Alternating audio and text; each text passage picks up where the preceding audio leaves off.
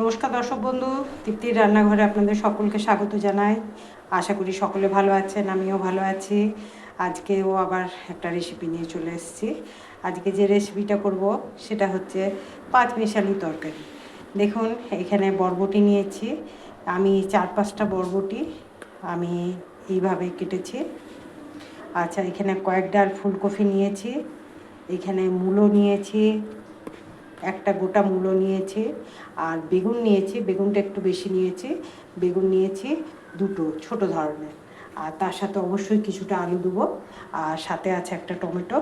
একটা টমেটোকে হাফ করে রেখেছি।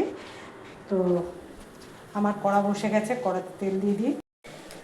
দেখুন, তেল দিয়েছি, তেলটা গরম হয়ে গেছে। তেলের মধ্যে দিয়ে দিচ্ছি পাঁচফোড়ন।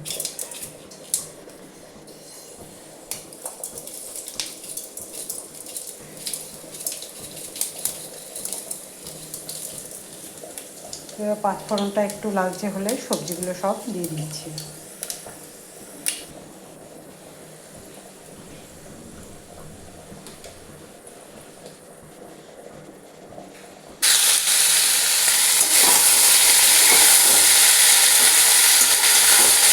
খুব ভালো করে এগুলো ভাজবো।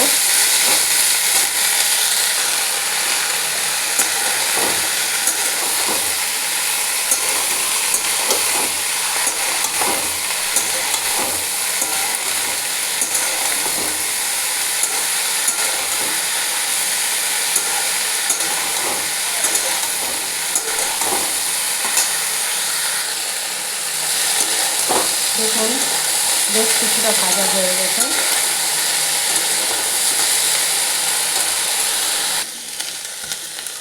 দেখুন, আন্দাজ মতো নুন দিলাম, হলুদ দিলাম, কাশ্মীরি লঙ্কা দিয়ে দিলাম। এবারে এইটা দিয়েও একটু নাড়িয়ে নিচ্ছি।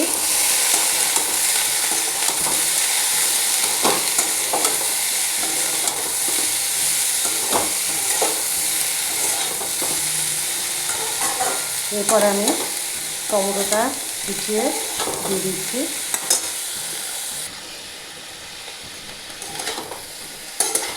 এবারে একটু গ্যাসটা কমিয়ে ঢাকা দিয়ে দিচ্ছি।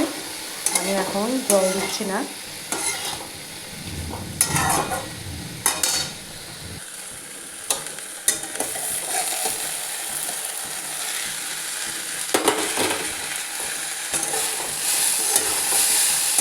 দেখুন, ঢাকাটা খুলে ভালো করে আরেকবার নাড়িয়ে নিলাম। সব সুন্দর ভাজা হয়ে গেছে। এবারে আমি জল দিয়ে দিচ্ছি। দেখুন, আন্দাজ মতন জল দিলাম, আর ছোট্ট 4 চামচের 1 চামচ চিনি দিলাম। এবারে কতগুলো কাঁচা লঙ্কা দিয়ে ঢাকা দিয়ে দিচ্ছি। দেখুন, 4টে কাঁচা লঙ্কা দিলাম। এবারে কাঁচা লঙ্কা দিয়ে আমি এবারে ঢাকা দিয়ে দিচ্ছি। বা আলু, মূলো এগুলো সিদ্ধ একটু বেশ কিছুটাই বাকি আছে। দেখুন, একবার ঢাকাটা খুলে একবার দেখে নিচ্ছি।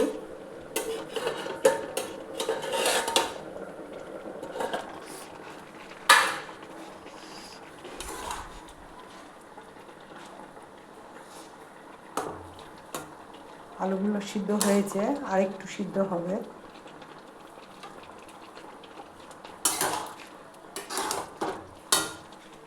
আর জলটাও একটু মরবে। আলুটা পুরোপুরি সিদ্ধ হলেই জলটা মরে যাবে, তাই আবার ঢাকা দিয়ে দিলাম।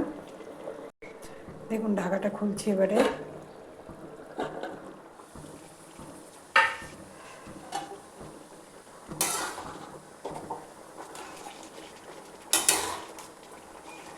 আগে আলুগুলো দেখাই। আলু সিদ্ধ হয়ে গেছে। দেখুন, কি সুন্দর ঘ্যাটের মতন একটা তরকারি। এটা রাত্রেবেলায় লুচি, পরোটা, রুটি সবের সাথেই ভালো লাগবে। ভাতের সাথেও ভালো লাগবে, খিচুড়ির সাথেও ভালো লাগবে। দেখুন, একবার অবশ্য বাড়িতে ট্রাই করে দেখবেন। যদি ভালো লাগে তাহলে অবশ্যই একটা লাইক করবেন, শেয়ার করবেন, সাবস্ক্রাইব করতে অবশ্যই ভুলবেন না।